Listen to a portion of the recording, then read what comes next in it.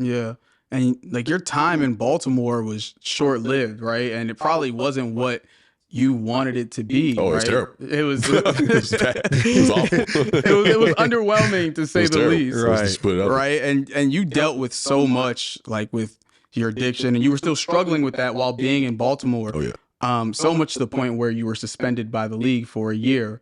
And then after that, probably one of the darkest days in your life came, August 11th, 2017. And you've told the story a bunch of times, but for anyone that doesn't know you or might be seeing you for the first time, can you talk about that day, like how you saw that day and how everything like unfolded? Yeah.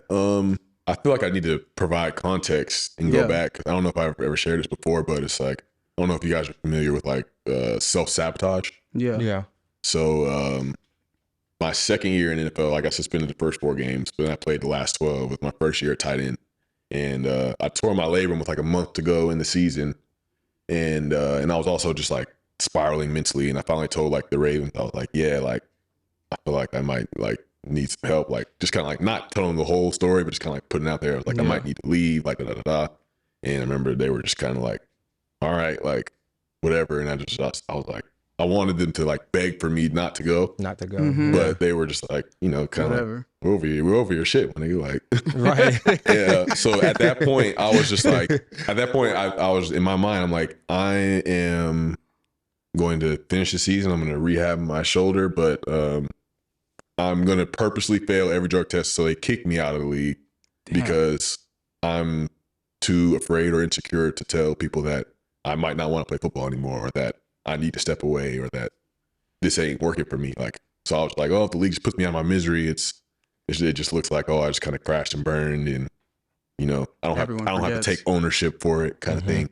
And so it's like, I kind of orchestrated that, and I was just like, like I wanted to be out of the league, and then I was like, and telling them like, oh, I need to get some help, and then that time comes where I get that suspension, which is 2 months before I overdose, and you think like, okay, like I'm actually going to go get some help. I'm like, nah, like I'm doing cocaine now. Like I'm like you're going harder.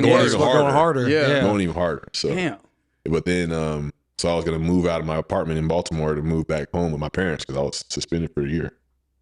And August 11th is the day before like my clean date. And I was like, I'm just gonna go get some pills one more time, like from the same place I always get them from. And people have been telling me like, yo, watch out down here, like most just pressing pills. Yeah. You gonna fuck around and get some fentanyl, and it's not gonna be good. And you just kind of like, you kind of feel invincible, right?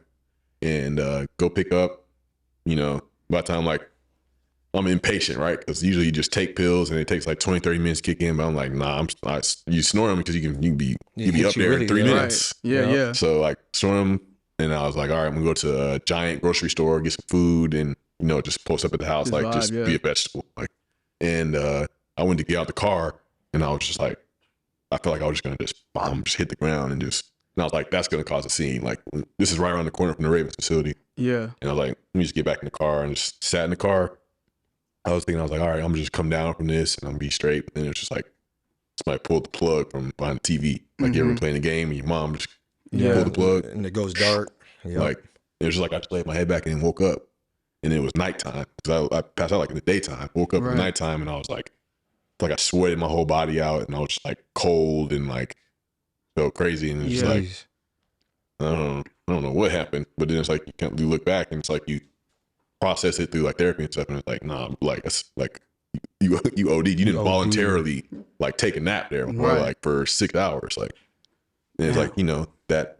I woke up from that, and I feel like in that moment God had done enough to be like, all right, like I don't really have control of this. Like I'll at least go to rehab and see what this is like. Because before that, I always felt like I had control of everything. Like the joke's on you, motherfucker. Like I'm in the facility, I'm doing everything high, and you don't know I'm getting high, but it's like in reality, it's controlling me. In that moment, like reality of that. See, that story resonates with me so much because like I went through a similar situation, not me personally, but someone really, really close to me who went to go pick up, like they usually do, and they didn't know that their stuff was pressed as well. And I just remember getting that call in the middle of the night, and they were like, this happened to so-and-so, like they're in the hospital. And I was like, it was like the scariest night of my life. And that was me on the outside looking in. Right. You were on the inside. So like, I can only imagine like how scared were you during that time? Because I mean, I was petrified. Like that was still to this day. And I've been through some shit. Like that was the scariest time of my life. So like how petrified were you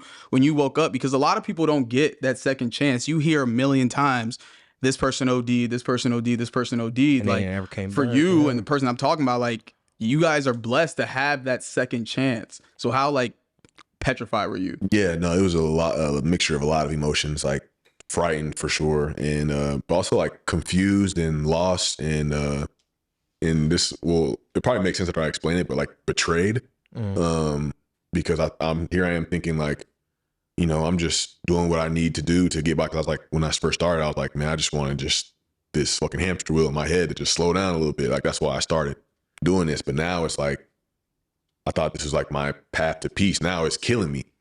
So I'm just like confused. I'm like, I wasn't really trying to do this to be an asshole. I wasn't trying to do this to, you know, get suspended from every team I'm on or just like be painted as this dude. Like you ask people around, it's like, oh man, he's a nice dude. He's a respectful, like, but it's like the confusing. It's like just cunning and baffling. It's like, how did I end up here? Like, I'm just like, what the fuck? Like all I was trying to do was just be okay and just calm down and just try to figure life out. But here I am like on the brink of death. Like just because I was trying to have some peace. And then it's like, you start to piece things together as you go to rehab. It's like, all right, this isn't the real path to peace. Cause otherwise I would be, the best version of me would be coming out. Right. So this has to be a counterfeit. But yeah, I was, you know, it definitely scared me enough to be like, yeah, no, I need to go like see what's what. Cause they were sending me in college to outpatient rehab programs, and I was just kind of giving them the runaround, like, yeah, whatever. And they get you to sign, like, you know, don't. I was in there for like 6 months or something, like no drinking, no smoking for 6 months. I'm like, I got shit in the car on the way home, like, you know. So it's like, but at that point, it was just like, whoa, like, it's a wake up call. This is, and it's crazy that even that's not enough for some people. Some people overdose countless times, multiple times, or and don't have life. So it's like, I'm blessed that was enough for me. It was almost like hindsight is 2020, right? But it was almost like at the time it wasn't a blessing in disguise, but now it's like it's almost back. It's almost a blessing. It's a blessing. It's a blessing in disguise right now, because it's like that could have been so much worse. You know, it was a blessing that happened and that you survived, and you could look and be like, yo, that's never happening again. Like that situation is crazy, and I'm not going to put myself in that situation again. I basically see it as God saying, my boy, this is the only way I know how to get your attention. Yeah. Because he was trying for so long. Hell yeah. It's the only way I know how. He had to do this to you to show you.